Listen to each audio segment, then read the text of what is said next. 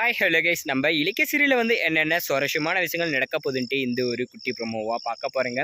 என்னென்ன சுவாரஸ்யமான விஷயங்கள் நடக்க போகுதுன்ட்டுனாக்கா, நம்ம அஞ்சலியோட ஆட்டம் இதோட வந்து முறிஞ்சிடும். இதுக்கப்புறம் வந்து அவள் இந்த ஆட்டத்தெல்லாம் வந்து நிப்பாட்டுருவா, அவள் ஆட்டம் அடங்கும் அப்படின்னு தான் பார்த்தோம். ஆனால் இக்க அவளோட பிளான் வந்து பயங்கரமாக பெருசாக தான் வந்து போட்டுட்ருக்கா.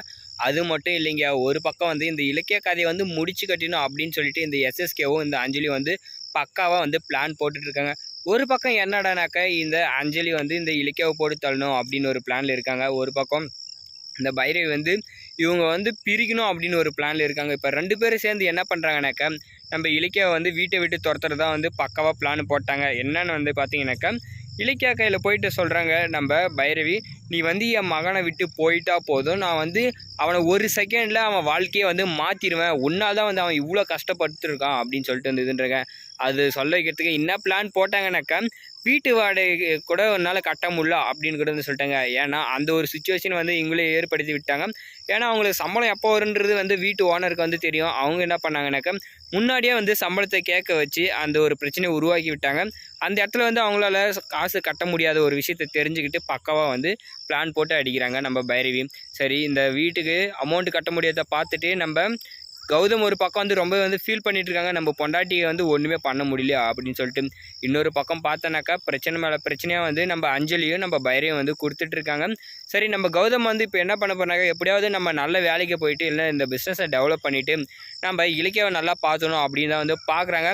அதுக்குள்ளே வந்து இந்த இலக்கியாவை வந்து நம்ம அஞ்சலி, அதாவது நம்ம கௌதம் கையிலேருந்து வந்து பிரிச்சிருவாங்க போல், அவ்வளோ பிரச்சனையை வந்து கொண்டு வந்துட்டு இருக்காங்க.